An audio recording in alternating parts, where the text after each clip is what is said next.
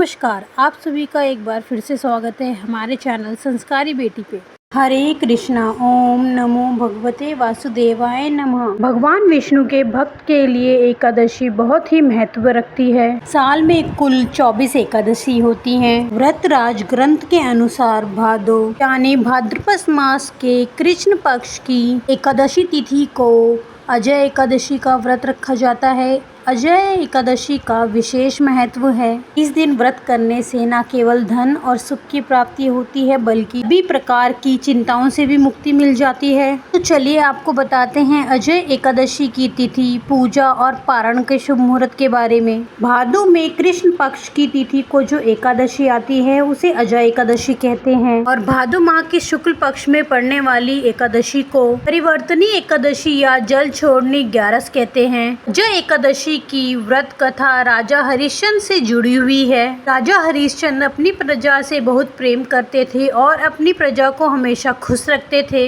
उनके राज्य में चारों ओर खुशहाली रहती थी। समय बीता, जब राजा का विवाह हुआ तो राजा को एक पुत्र रत्न की प्राप्ति हुई। राजा हरिश्चंद्र अत्यंत ही वीर और प्रतापी थे। एक दिन राजा हरिश्चंद्र अपने वचन को निभाने के लिए अपने पुत्र और पत्नी तक को बेच दिया। राजा खुद भी एक चांडाल के सेवक बन गए। तब ऋषि गौतम ने राजा हरिश्चंद्र को इस समस्या से निकलने का एक उपाय और एक रास्ता बताया। राजा ने ऋषि गौतम के कहे अनुसार अजय एकादशी का व्रत रखा और विधि विधान से पूजन किया। अजय एकादशी के व्रत के प्रभाव से राजा हरिश्चंद्र के पिछले जन्म के सभी पापों का नाश हो गया और उन्हें खोया हुआ परिवार और राजपाट फिर से मिल गया। इसलिए सभी उपवासों में अजय एकादशी को सर्वश्रेष्ठ बताया जाता है। कहते हैं अजय एकादशी के व्रत रखने वाले भक्तों को सभी पापों से मुक्ति मिल जाती है। अजय एकादशी के व्रत रखने वाले व्यक्ति को आहार, व्यवहार और अपने इंद्रियों को चित्त पर संयम रखना आवश्यक होता है। इस बार अजय एकादशी का व्रत सर्वाधिक सिद्धि योग में रखा जाएगा। एकादशी तिथि प्रारंभ होगी 28 अगस्त बुधवार मध्य रात्रि 1:20 से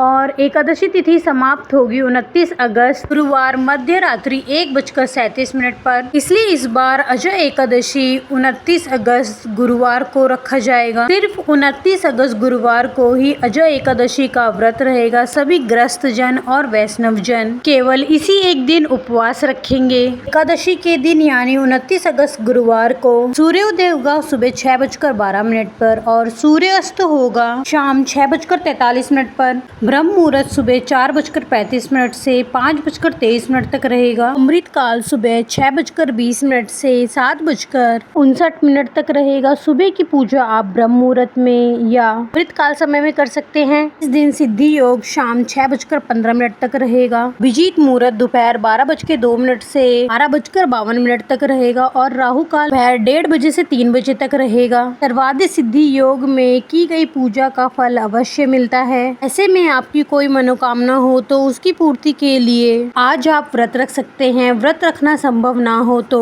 विधि विधान से लक्ष्मी नारायण भगवान और माता लक्ष्मी की पूजा कर सकते हैं। द्वादशी तिथि प्रारंभ होगी 29 अगस्त गुरुवार को मध्य रात्रि 1:38 से। इसी के साथ हरिवासर का समय भी शुरू हो जाएगा और 30 अगस्त शुक्रवार को मध्य रात्रि 2:25 तक द्वादशी तिथि समाप्त होगी। 30 अगस्त शुक्रवार को यानी व्रत पारण के दिन सूर्योदय होगा सुबह 6:12 पर और सूर्यास्त होगा 6:42 पर और ब्रह्म मुहूर्त रहेगा सुबह 4:36 से 5:24 तक। इस दिन पुनर्वसु नक्षत्र शाम 5:55 तक रहेगा और बाद में पुण्य नक्षत्र प्रारंभ हो जाएगा। पुनर्वसु और पुण्य नक्षत्र अपने आप में ही सभी मनोकामनाओं को पूर्ति करने वाले हैं और बहुत ही शुभ फल प्रदान करने वाले नक्षत्र माने जाते हैं और ये बहुत ही शुभ नक्षत्र हैं। आप इन नक्षत्र में किसी नए काम की शुरुआत कर सकते हैं और आपको उस काम में सफलता अवश्य मिलेगी। और राहु काल जो कि अशुभ मुहूर्त माना जाता है सुबह 10:30 से दोपहर 12 बजे तक रहेगा। अब जानते हैं हरिवासर का समय और व्रत पाड़ने के शुभ मुहूर्त के बारे में। हरिवासर का समय 30 अगस्त शुक्रवार को सुबह 7 बजे तक समाप्त हो जाएगा। इसके बाद से ही आपको व्रत का पालना करना चाहिए। इस बात का आपको व्रत पालना के दिन विशेष ध्यान रखना चाहिए। व्रत का पालना यदि निर्धारित मुहूर्त में नहीं किया जाता है तो का भी दोष लगता है। व्रत का पारण आप कर सकते हैं 30 अगस्त शुक्रवार को सुबह 7 बजे से 10:25 के बीच में। और सबसे विशेष बात कि भादो माह के कृष्ण पक्ष की द्वादशी तिथि को वच्छवारस का पर्व मनाया जाता है। इस अवसर पर गाय और बछड़े की पूजा की जाती है और इस उत्सव को वच्छ द्वादशी और वच्छवारस के नाम से भी जाना जाता है।